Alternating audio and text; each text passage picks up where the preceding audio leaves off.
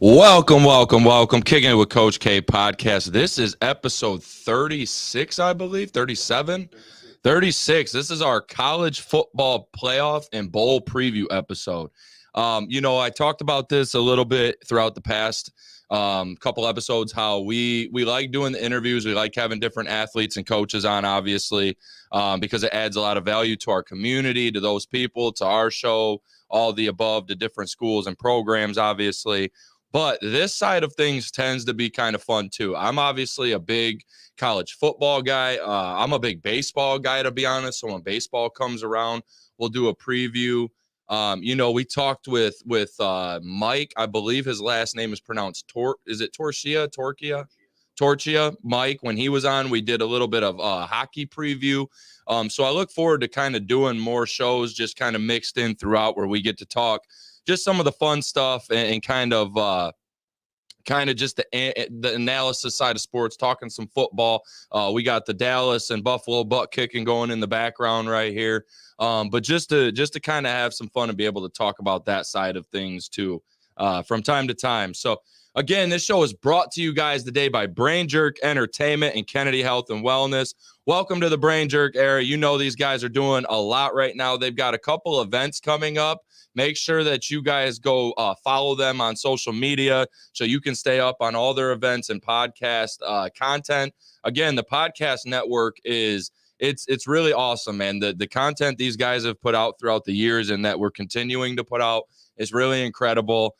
We just had Pillar Talk last week with Kane Perez. Shout out to Kane and shout out to Josh and Ryan and just everything that we do to go into Pillar Talk. That's a fun show. Make sure you go watch that first episode because there was some great conversation, interesting conversation going on, stuff you can learn from, to be honest. It had everything that you can think of kind of packed into that show. It was a really good one. We have another show every week, actually. Sorry, let me start there. Every week at 6 or 7 p.m. on Wednesday nights, we have a show, the Pillar Talk. So you can see Nate Allen. Shout out to Nate. He's coming on the show this Wednesday, just here in a few days. So make sure you tune in. I guarantee you that's going to be a great conversation.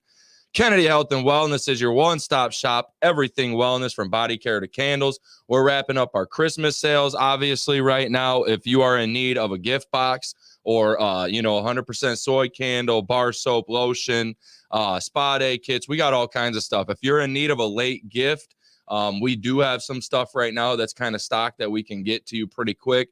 Make sure you let me know after the show or let my wife know, obviously, and we can take care of you guys. We also want to give a shout out, to several sponsors of this show. Again, I share this every week, but it's important for me to kind of pay respect, pay dues to these places. These places not only sponsor this show, but they do a lot of great things in our community. They do a lot of great things for our student athletes and schools. So they're just super important to make sure we give some love to. Amaya's Fresh Mexican Grill, Little Brown Jug, Lane's Pizzeria, IWR, Nerdy Designs, All Heart Athletics, Monroe County Sports Network, 1817 CrossFit, Big Back Prep, and Backroad Baggers. You see, we got the Kicking It with Coach K gear on, courtesy of All Heart Athletics. Shout out to Laura. Just ran into her earlier, actually, and got to catch up and talk about some things going on, and look forward to working with All Heart in many aspects moving forward. So just a lot of love for them guys. Same for Monroe County Sports Network. Everything they're doing is incredible. I have an announcement I'm going to make on the show. Both of these places are going to be a part of this. And so we're just got to give them a lot of respect for everything they do. And again, more importantly, what they do for the kids within our community. Quote of the day: job's not finished. Kobe Bryant. Rest in heaven, the late, great Kobe Bryant. Kobe, that was, if you remember, the Lakers were up, but the series was not over. And when the reporter asked why Kobe wasn't smiling, when they were up 2-0, might have even been 3-0, but Kobe responded to the reporter, because what's the smile about? Job's not finished, right? There is more to get done to complete the task at hand. This is a college football playoff preview show, right? So all these teams essentially are looking to finish the job. That's why we chose this quote of the day. Read of the day, Flip the Script by Ed Ogeron. I got to give some love to Coach Surse over at Romulus. Shout out. He posted about this book the other day. He bought some copies of it, and it inspired me to go buy it. This, for the listeners, I apologize, but this is another book that I haven't actually read yet.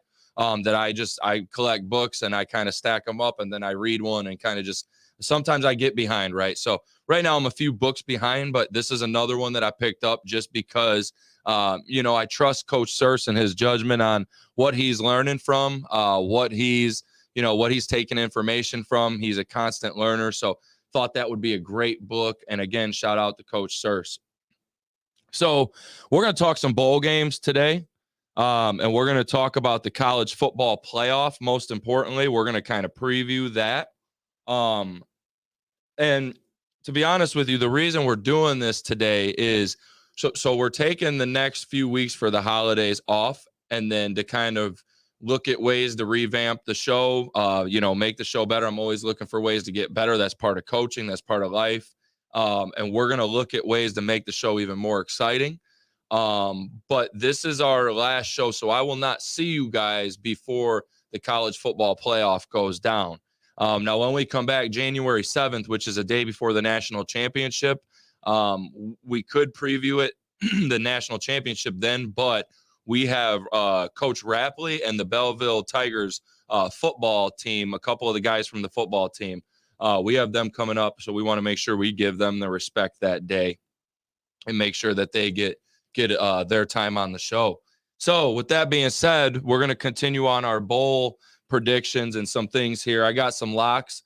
This is by no means a betting podcast, but I know a lot of you guys and a lot of you people are into stuff like that and bowl mania and bowl picks and all that different things. So I got some fun predictions here just for the bowl season.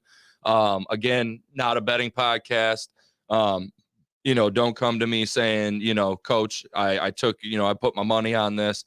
These are just some of my opinions, things to draw up conversations with you guys. Watch a lot of football. These are just my thoughts on things.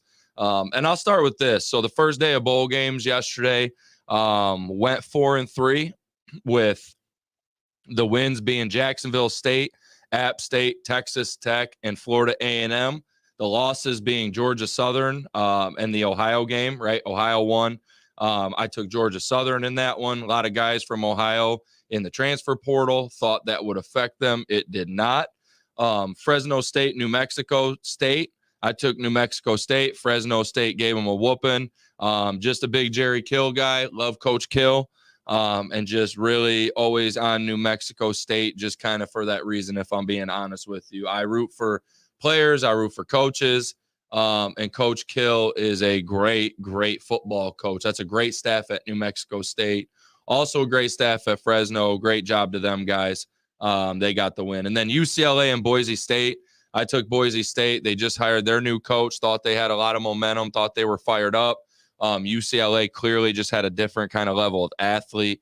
From what I heard, I didn't see the game, but from what I heard, so UCLA, we also lost that one. So 4-3 on the first day. Now, if you know bowl games, that like if you can pick bowl games 500 or close to that, like that's pretty good. Bowl games are super unpredictable, especially today with the transfer portal and coaches leaving and everything going on. So bowl game tips for you guys if you are picking bowl games, whether it be like a bowl mania or like I said, whatever. Watch for opt-outs at major positions. Watch for whole room opt-outs, right? So if you get like 3 corners that leave and you pretty much have nobody to play corner, if you get like all your quarterbacks to leave to the portal and you don't have anybody to play quarterback, that could be a problem like you're seeing with Minnesota. You got to look at how seasons finished. So look at how teams finished. Did they finish on a winning record, finish on a losing record? Did they finish with high moral, low moral? How did their seasons finish?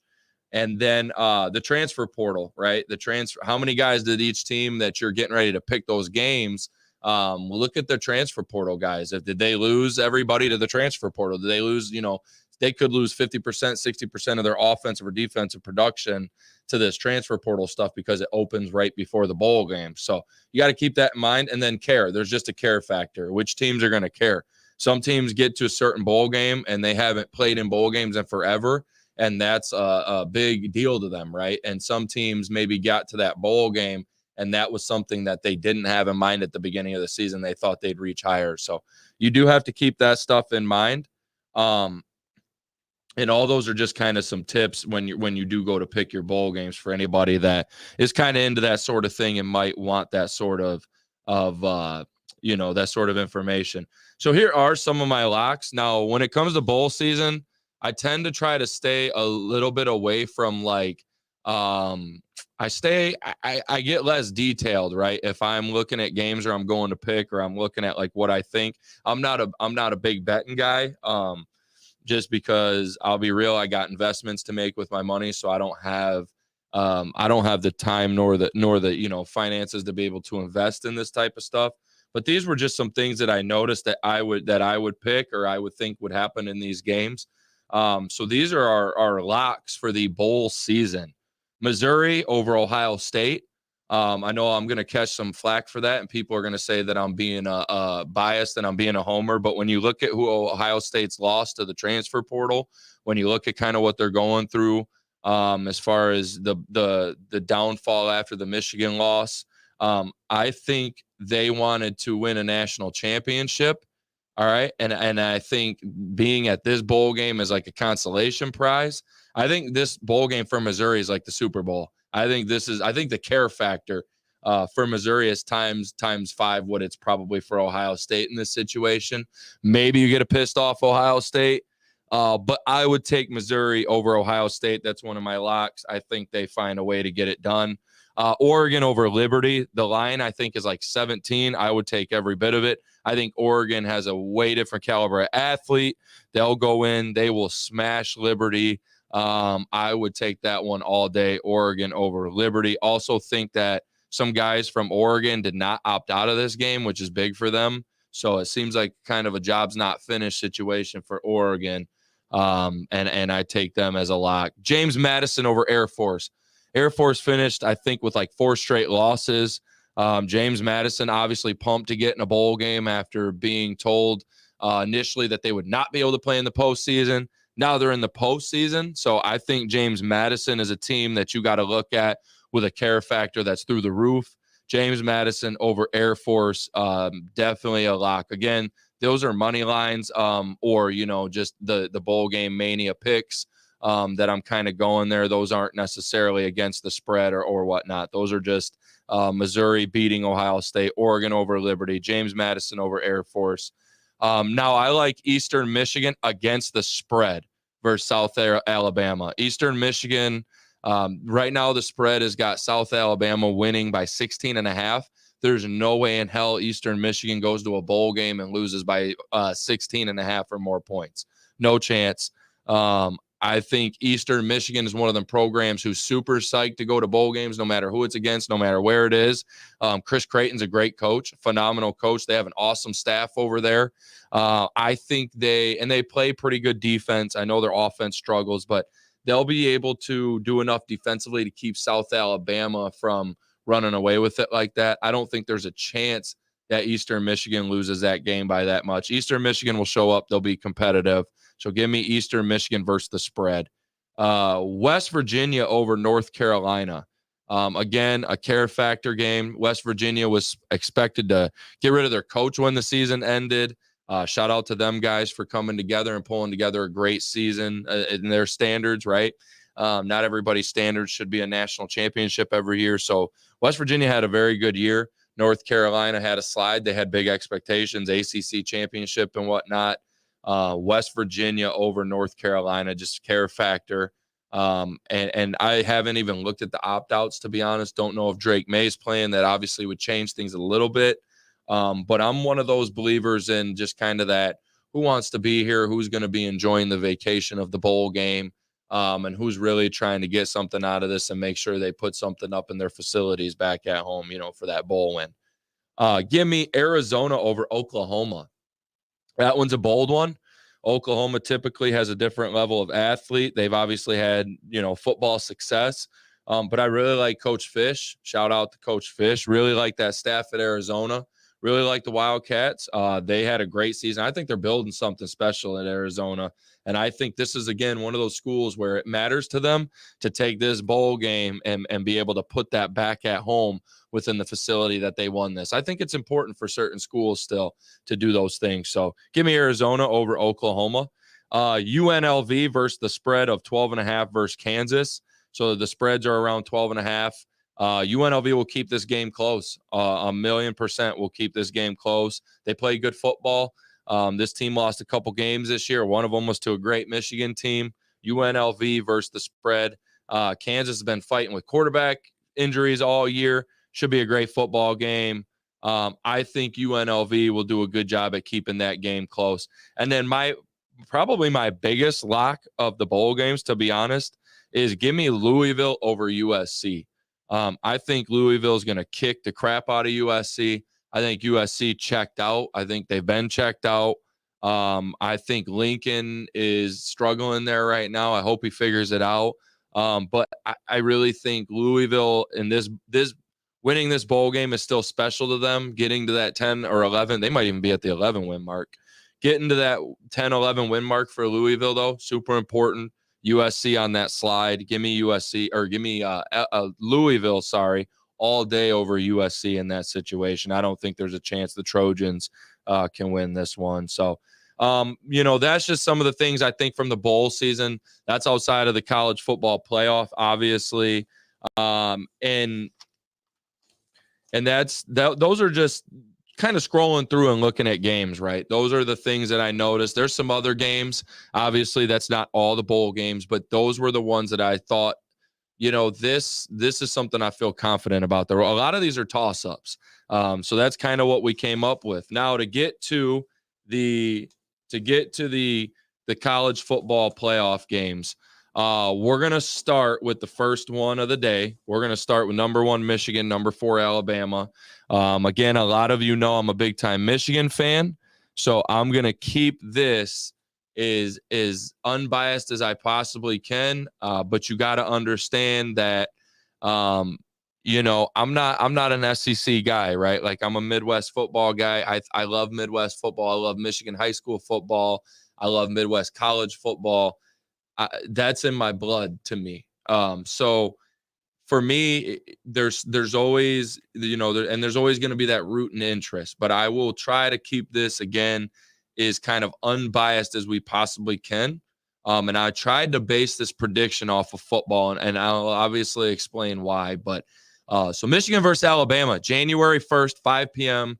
in the Rose Bowl, the granddaddy of them all. It obviously doesn't get any bigger. You got the two huge brands of Alabama and Michigan. You have Nick Saban versus Jim Harbaugh. You have two quarterbacks that can ball. You have two defenses. You got history, tradition. You have two teams who really, really want this for different reasons, right? You have a Michigan team who wants to win an outright national title, who wants to get that monkey off the back, who wants to get over that hurdle and say, you know what, not only did we beat Ohio State, not only did we win the Big Ten championship, we won the national title. And I think the fan base, the school, the football program has been longing for that for a very long time. They've been striving for that, and went through a lot of rough times to get to this point. For Alabama, you've had to hear that your dynasty's dead. Georgia took over. You can't get back. Saban's done. Saban's losing it. And this is your opportunity to kind of take things back over, right? So if you're Alabama, also just a huge, huge game for you. The spread in this game is around 1.5 to Michigan, and around 90% of the money is going to Alabama. So what that means, right, is something that's 1.5 points basically means this game is a toss-up, right? That basically means that we don't really know who's going to win this football game. That's kind of what Vegas is telling you at this moment. One fumble of the ball, one bad break from officials, one anything can change this game. So we expect this to be an extremely tight football game. Now the total's around 45.5. That is to me, and I'll go over this with my score prediction, but that's high. I think this is a grinded out game defensively. I think these defenses make the offenses absolutely feel it and pay all night. And I'll kind of talk about the score later, but I do not, that's to me, I get it. It's not a super high total, but I actually do not think it's going to hit that. And we'll talk about that. But the Michigan defense allows 9.5 points per game. That is number one in college football. So Michigan don't let people score. That's basically that, right? They do not let people score the football. I've watched, let's see, Michigan's played now 13 games. I've watched probably 10 of Michigan's 13 games. And the defense is absolutely incredible. And I've said this before, but Michigan has the SEC defensive linemen that Georgia had the last 2 years. They have, and I'm going to go over this later too, but they have a very good secondary. They've got a very experienced linebacker group. That's an SEC level defense. I don't think people realize that. That's a very good defense. Doesn't matter who they play. That's a very good defense. Michigan's also top 15 scoring in offense in college football. So that this, for all the struggles Michigan, has had at times on offense, this is still a top 15 scoring offense. They score the football. They run the football well. They've had to adapt with some injuries on the offensive line, but they've done it. Mind you, when Zach Zinner went out, shout out to Zach Zinner, great kid, great football player.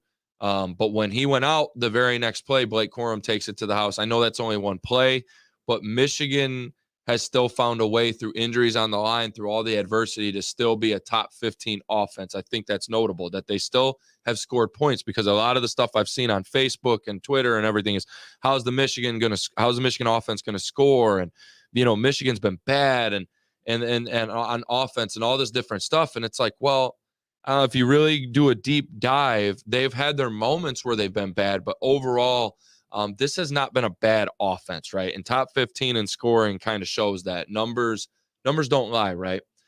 Michigan has a clear mismatch with tight ends on the Bama linebackers and safeties. Again, that's more film dive stuff, but you want to talk about it after the show, I'd love to. Colston Loveland should have an absolute day against this Alabama team. He should go nuts. Bama will have problems all day against the Michigan tight ends, like a lot of teams have, especially Colston Loveland. Good luck with that matchup, Alabama. Michigan has the best secondary duo in college football, and that's what I just tapped on a minute ago. But Will Johnson and Mikey Sanistril, I mess his name up all the time. Mikey Sanistril are the two. Like, there's no other coverage guys I'd rather have on my football team. Nobody in a secondary coverage wise that I'd rather have than those two. Will Johnson is solid as can be. And Mikey just makes absolute play after play after play after play. And he comes up, he tackles, he's got a couple sacks on the season. He just does his damn thing. And I think that matters. Now, Alabama is top 20 in both offense and defense.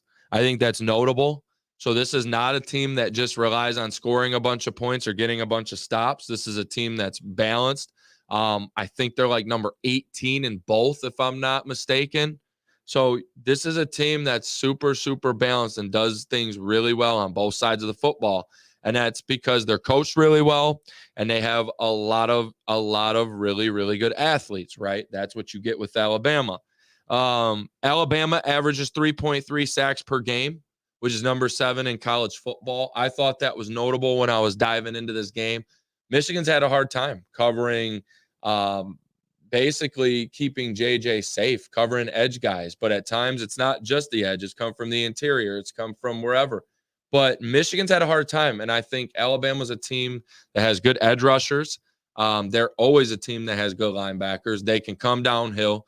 That's a team that you really got to watch when it comes to getting in the backfield. And Michigan's dealing with offensive line shuffles and different things.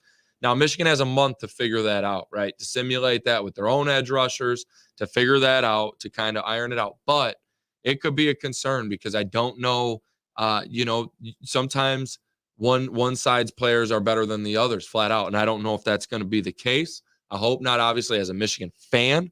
But I do think as an issue, as somebody sitting in more of an analyst role at this moment, I think that's a definite issue for Michigan that Alabama can get after the quarterback, and Michigan struggles to protect him at times. Jaden Milroe is really good, very explosive. He does have flaws, but he can throw the deep ball. He's big. He can scramble. He's tough. He's also got a little bit of that it factor, right? There's a little bit of dude in that guy. And I think Michigan has to be mindful of that this guy can beat them in a lot of ways. But I think, when you're putting in, and again, I know I'm not Jesse Minter. I know I'm a high school coordinator, right? But when you're game planning against a team like this, you look at a Jaden Milroe and you just want to take away the things he does well, and you want to force him to do the things that he doesn't do so well. But he's very, very good, very explosive, very fast, makes a lot of plays. And again, he's the it factor. He's got the attitude, right? And I think that's important. Now, just a little bit of something I mentioned earlier on the Michigan side. Both these teams have struggled to protect the quarterback. And that could be something that, I'm getting ready to jump into our matchup, but I'm going to kind of tap into it again. But I think it's important to note that both these teams have struggled to keep their quarterbacks up, right? But the problem with that is like I said, Milroe and really McCarthy, but Milroe can really, really move. So Michigan has to make sure that somehow, some way, they have a plan for him if things collapse and he's able to get out, or Bama just uses him by design. But now I want to go into just kind of the matchup, because this is what I was just about to get into, and I kind of had to switch up a little bit here. So let's transition into this right now. It's a great time for that. The matchup that I'm looking forward to most, and I actually have two of them, but the pass rush versus the QBs. And this is what I was just about to go on about. So whatever team has the most success protecting the quarterback and vice versa, right, getting to the quarterback, that's the matchup I think you really want to watch in this football game. I know that's kind of boring. I know that's not fun, like corner versus receiver, but that is really what you need to watch. I just touched on it a second ago. Alabama and Michigan do not rank very highly in keeping the quarterback protected. So both of these teams, I think that's the matchup. Who wins from a pressure standpoint? Who can keep the quarterback uncomfortable the most that day? And which quarterback can use their legs? I really think that this was my second matchup, but I really think the Milroe versus the Michigan linebackers. I think Mike Barrett and them guys have their hands full, but that's the matchup that I'm watching very, very closely. Can Jaden Milroe have success against them guys, whether they run a spy, whether they keep a lot of heavy pressure on them? I don't know what Michigan plans on doing. I'm assuming some kind of plan defensively they'll put in to keep an eye on him and try to keep his legs minimized.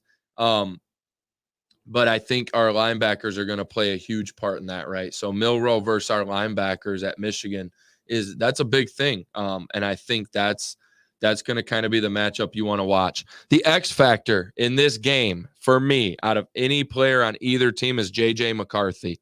If JJ controls the ball and plays smart and takes care of it, and he has a game and he can use his legs and he's healthy, Michigan will win the football game, and they may be able to pull away. If JJ has one of those games that he just plays absolutely great and does his thing and doesn't make mistakes. So, and for me, Alabama can kind of win this game with Milroe having a decent game or a not so great. Like, there's a lot of ways I think Alabama can win this game. I think Michigan needs a good game from JJ. I think that has to happen for them to win. I don't think Alabama has to have a great game from Jaden Milroe to win. I think they could have an okay game, a decent game, and I think they just by proxy, by being there, right, just by Nick Saban's coaching, just by some of the level of athletes, I think they could get away with him being okay that day or decent. I think Michigan needs JJ to be good to great, right? So JJ to me is the X factor. Some notable things on this football game. Both teams are fairly healthy, or will be fairly healthy coming in. That's a month for guys to get healthy. That's a lot of time. Both these teams will be healthy. I just looked at the injury report and the transfer portal report today. Not a lot of guys on there. I think like 6 or 7 for Alabama.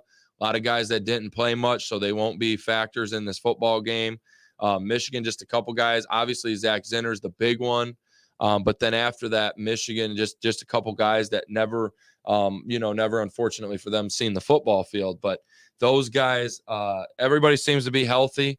Doesn't seem to be a lot of transfer portal departure from the key guys, right, from the starters and whatnot, or even key role players. Another thing to keep in tradition, another thing to keep in kind of just a notable thing to keep in your mind is that Alabama traditionally excels in these situations under Saban with this much time.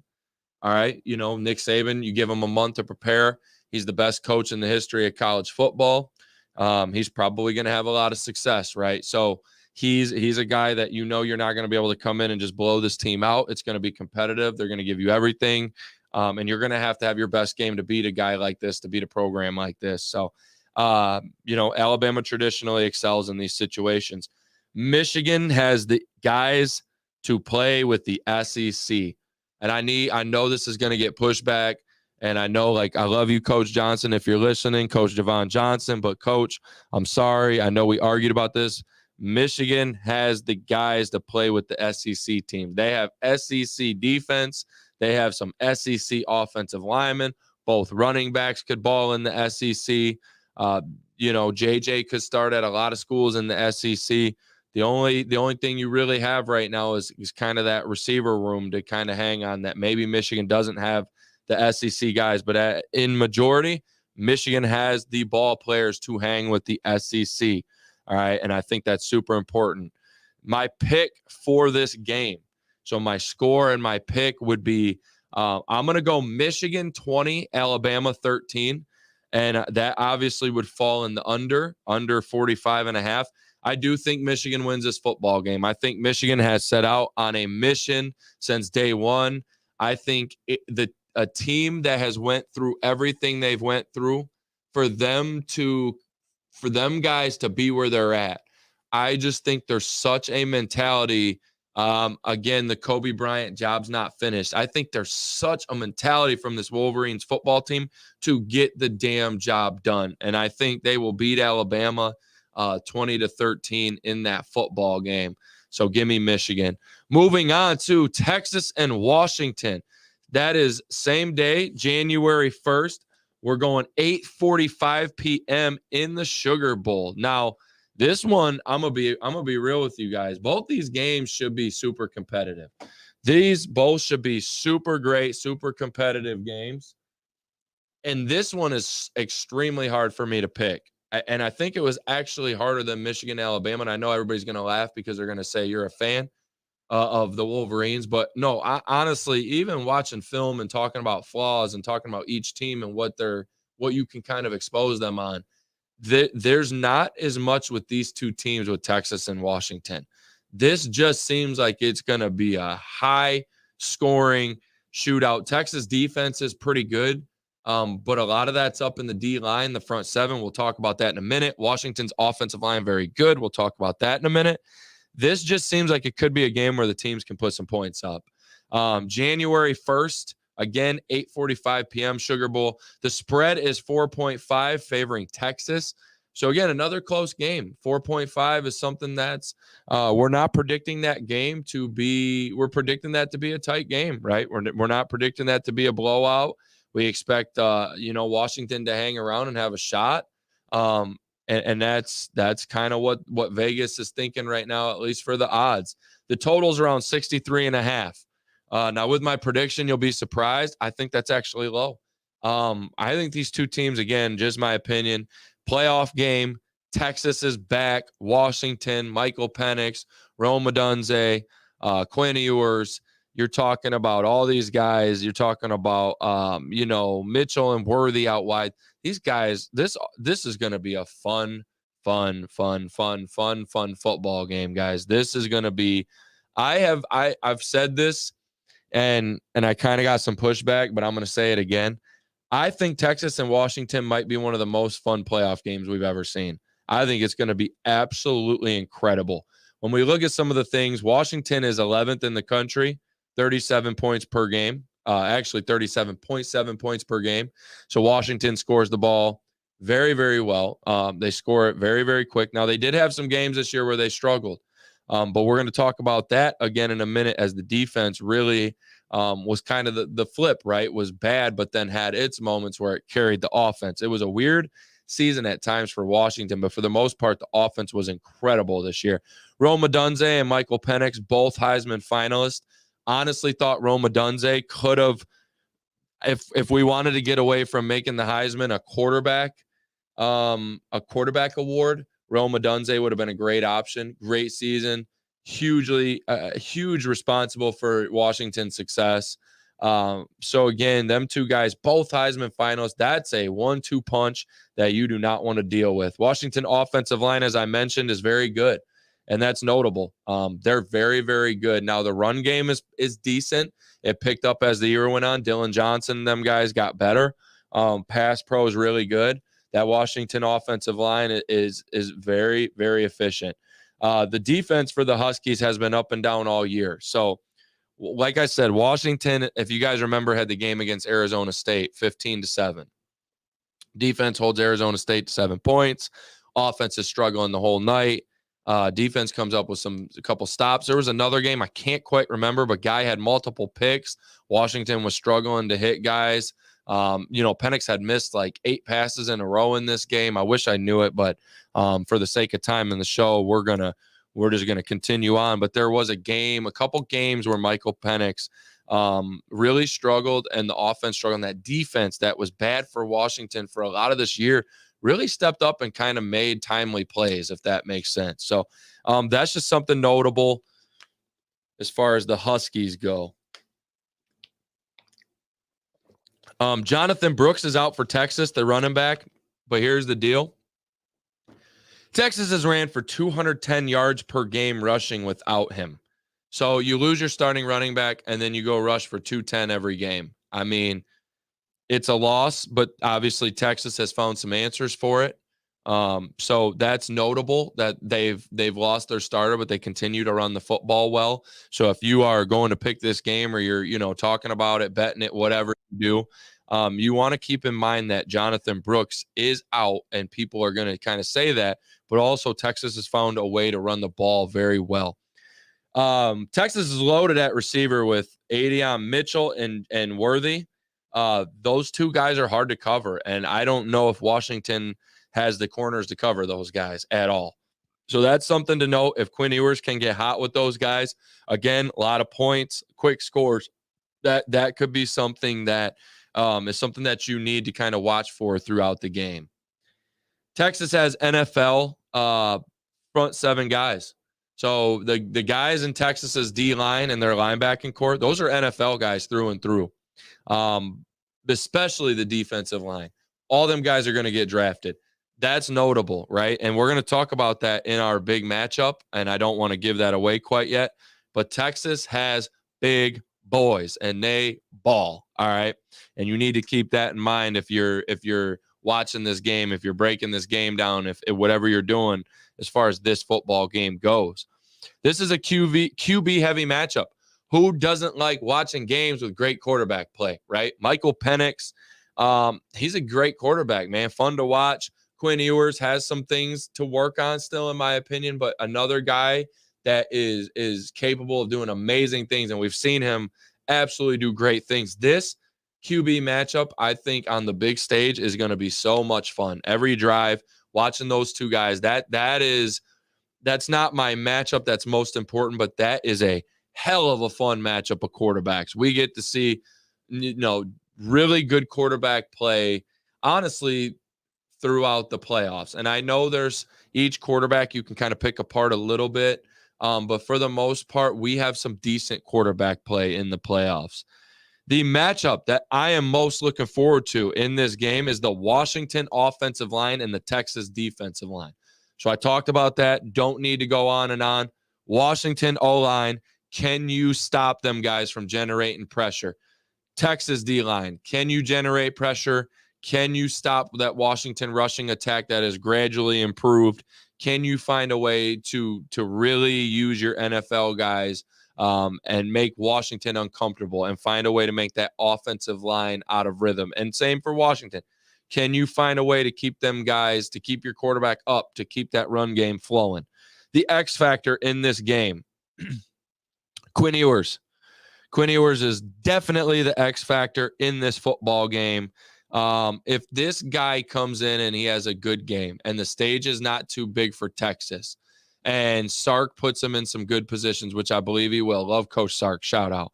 But Quinn Ewers is the X factor. He comes in and has a good football game. I don't think it matters what happens because I think the Texas defense is better than the Washington defense. And I think the Texas defense can come up with at least a few stops to put them in positions to take advantage and win the football game. Quinn Ewers has to do that. Quinn Ewers is the X factor in the football game to me. And I believe that he'll get the job done as far as having a great game and putting Texas in a position to win the football game. Some things that are notable about this game: give Coach Sark a month to scheme things up. That's dangerous. Coach Sark's one of the best scheme coaches in the game.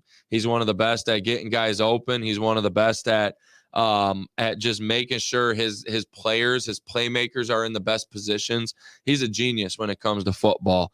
And giving him a month to scheme things up is absolutely wild, and that's dangerous. So you got to keep that in mind.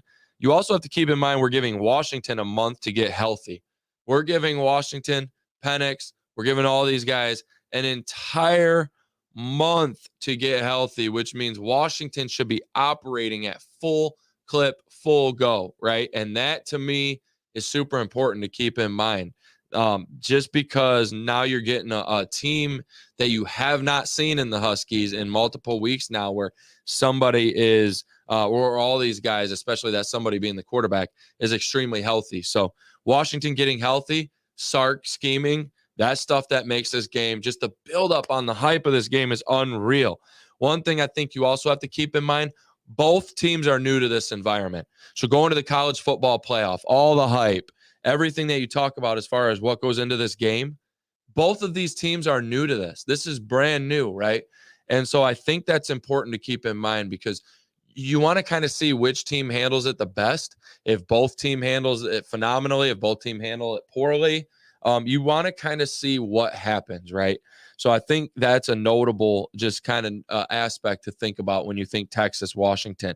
So now for my pick. This game was extremely hard to pick. I do pick the over in this game if I had to pick. Again, I'm not going to bet on these things.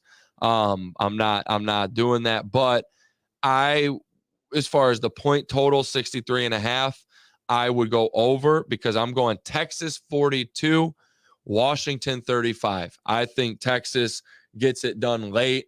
I think they hang around. I think Washington comes out hot and kind of gets on Texas a little bit. And then I think Texas is able to use those wide receivers, get them open. Sark schemes some late stuff. And I think Texas gets this game and comes away and steals one late from Washington, who's kind of stole some games from people all year. I think time's up. I love Washington. I love the coaching staff out there. I love Penix. I love that team. But I really like Texas, and I just think Texas is on. They're on a mission too, and I think they want to show the world they're back. So give me Texas 42, Washington 35. Now I'm not going to do a deep dive into a Michigan versus Texas game. We'll talk about that on the episode with Coach Rapley on January 7th, being that the game is on the 8th. We'll talk about that. Maybe we can do a watch party. I'll talk to the guys at Brain Jerk. Stay tuned for that. But we'll talk about it on January 7th. We'll talk with Coach. We'll do a little preview. But just early thoughts, if it was Michigan, Texas, this would be a great matchup. Great defensive lines, great quarterbacks.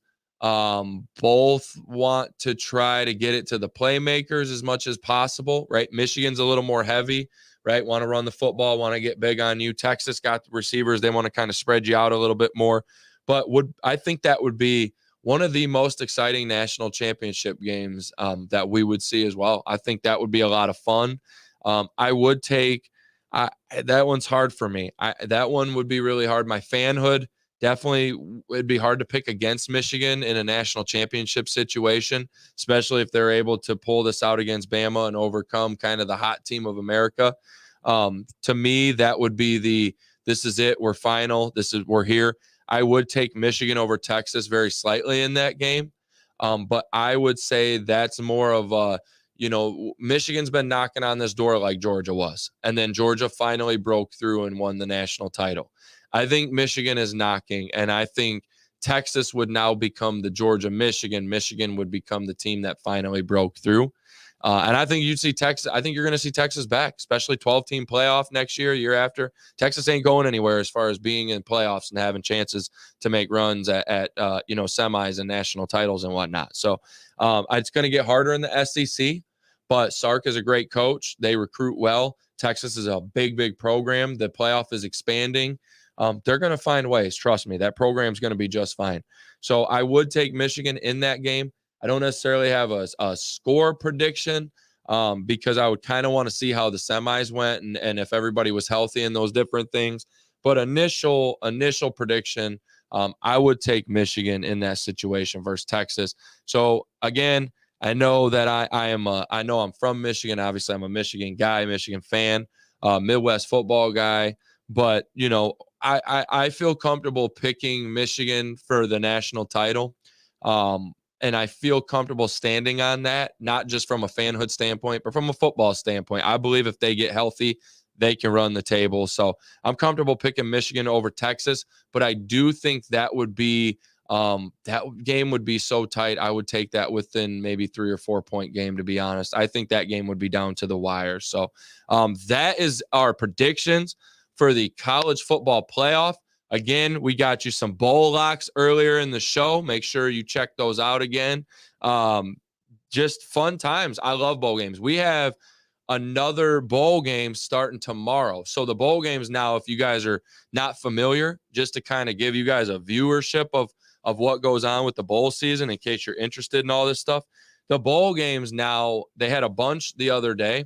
Now they kind of just level off and they do 1 or 2 a day, right? You'll have like one on Monday, one on Tuesday, one on Wednesday, one on Thursday, and so on. You might have like a couple on Saturday instead of just one, but it's pretty much like that until the playoffs. And then the playoffs are all on January 1st. National championship comes a week later, right? So it's cool how it sets up. So if you want to go, I know tomorrow's Monday, a lot of people work. But if you can tune into tomorrow, you got a bowl game at 2:30. Also, stay tuned every day on the Kicking It with Coach K podcast, Instagram and Facebook page. Coach K is giving his bowl game pick every day. I'm posting it on there. I did it the other day. Again, went 4-3 that day, but I'm posting those on there every day just to stir up conversation. You guys agree, disagree, why you disagree? Make sure you comment. Start some fun conversation. Let's talk football. Whether it be scheme, whether it be college football, whether it be anything, let's talk ball. I love talking football. So make sure you guys give feedback on this show today. Make sure you give feedback on those bowl game picks each day. Before we get out of here, though, we got to take care of some business real quick. Our student athletes of the week. So Blake Cosby of Dundee Wrestling won the Carnahan tourney for the 144 pounds. And he beat 2 nationally ranked wrestlers, number 8 and number 11 in the nation. So again, Blake Cosby from Dundee, 144 pounds in the Dundee Wrestling, wins over the nationally ranked number 8 and number 11 wrestler. Great job, Blake. That's phenomenal, man, for real. To beat 2 nationally ranked guys, right here from Monroe County, that's big time stuff right there. Also, Nina Clements from New Boston Huron girls basketball. She racked up 27 points and 2 victories this week. She also had a career-high 16-point game in that. So 2-0, 2 big victories, 27 points. That's big-time stuff. Congratulations to her. I also want to give just a shout-out. We need to make sure that we give our student-athletes love on this show. And so I'm not of the participation trophy. So, I want to make sure we give our athletes of the week their shout out, but I do think it is necessary to give these honorable mentions some love, because these kids really had amazing weeks and amazing games and different things. So Evan Eagle, Monroe Bowling, he shot games of 201, 203, 221, and 285. Evan Eagle of Monroe Bowling, you are an honorable mention this week. Good job, man. Logan Gooden, Erie Mason basketball. Shout out to Logan. I know he listens to the show. He plays football for me as well. Erie Mason basketball. Logan Gooden had 16 points, 13 rebounds in Mason's first basketball win of the season. Shout out to you, Logan, for the double-double. Good job, big fella. Keep it moving. Marissa Beck, Milan girls basketball. She had 36 points in 2 games. That included a career-high 21 points. Shout out to you, Marissa. Great job. Keep balling. Keep leading Milan's girls basketball program. Braden Whitaker, you're our last honorable mention. Braden, I saw you during the football season. You're an athlete. Shout out to him. Dundee basketball, 50 points in 2 games to improve to 7-0. 27 of those were against his rival Ida. So big shout out to Braden. He's out. He's doing his thing right now. So great job to those. Evan Eagle, Logan Gooden, Marissa Beck, and Braden Whitaker. You are honorable mentions this week. On this day, 1933, the first NFL championship was played. All right, so I talked last week. We did the first NFL champion was crowned. That was crowned by just way of who had the best record. This was the first game, or the first championship that was played. So the first NFL championship game, 1933, Chicago Bears versus the New York Giants, 23-21. Your Chicago Bears were the champions. So I thought that, honestly, there wasn't much on today in sports. That was the big notable thing. So that's big time stuff. Now, before we get to our links and before we get to what's coming on January 7th, I told you guys I had an announcement on the show tonight. And to be transparent with the listeners, I forgot to mention it at the beginning. So on February 10th, coaches, and athletic directors, tap in.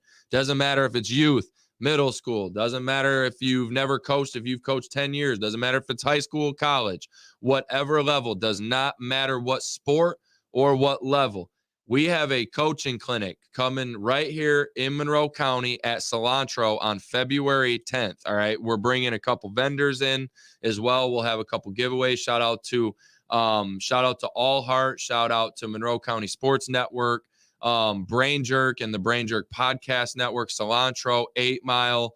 I don't think I'm forgetting anybody. Kennedy Health and Wellness. I believe that's everybody off the top of my head. If I'm forgetting anybody, I deeply apologize, but I don't think so. We are bringing together the first ever Monroe County Coaching Clinic. Now, this will be, as I said, for coaches of any sport at any level. These topics I'm going to put out on social media over the next few days as I'm coming up with them and I'm booking our speakers. But these will be topics that every single coach can learn from, right? It might be weight room stuff. It might be communicating with today's generation of kids. It could be increasing the numbers in your program. Like, we're going to make sure that whoever shows up can learn from this and that we are bringing in information that can be helpful to everybody. So again, February 10th from noon to 3 p.m. Make sure you guys book that on the calendar. Noon to 3 p.m. February 10th at Cilantro is the first Monroe County Coaching Clinic. And we look forward to having you guys there. Tickets are going to be on sale early, hopefully early this week we're looking at. So make sure you guys, again, save that date. We all need to get better during clinic season. That's our time to do it. This is something that we can come together. We can have fun. We can share ideas on how to make our programs better. And we can learn from one another. And we can listen to some really, really knowledgeable coaches that we're going to end up bringing in here for that event. So make sure you guys stay tuned for updates. You can find updates on the Brain Jerk Entertainment page. They post all their events, again, on social media. You can find it on the Kickin' It with Coach K podcast page, whether it's Facebook or Instagram. You can find it on my personal page. It'll be all over, so make sure that you guys tune in. You can find Kennedy Health and Wellness on Facebook and Instagram or at KennedyHealthWellness.com. That's KennedyHealthWellness.com. You can find Brain Jerk Entertainment on Facebook, Instagram, or YouTube, and maybe X now, Josh? And you can also find him or myself on X. You can find Kicking It with Coach K on Facebook or Instagram. It's just spelled out just like that, Kicking It with Coach K. You can find me at Coach K 1993. So again, guys, appreciate all the love in 2023. We started this show. I can't give Josh and Brain Jerk enough, and Ryan and these guys enough love for starting this show this year. It's been an awesome year. We've had incredible guests on this show. We've had awesome moments. We've learned a lot. We've just done a lot with this show already. I can't wait to see like what 2024, what we can turn this into, right? What this can develop into. We want to take this thing to a next level in 2024. Can't wait. We have January and February booked with guests. And I know we've had a lot of football guests on lately. We have a nice wide variety coming back in January and February. So that's exciting stuff. Make sure you guys tune in. January 7th, again, we are back with Coach Rapley and a couple guys off of the Belleville football team. So that should be exciting. They just went to the state championship. They were the runner-up. So it'll be interesting to talk about how they kind of turn the page and bounce back. It'll be interesting to just have conversations talking about their journey through their state championships and everything that they've been able to do. I appreciate you guys, again, listening every single week. And I do need to say this. Make sure you guys tune in Wednesday to Pillar Talk, and we'll see you guys on January 7th for Kicking It with Coach K. Thank you, guys.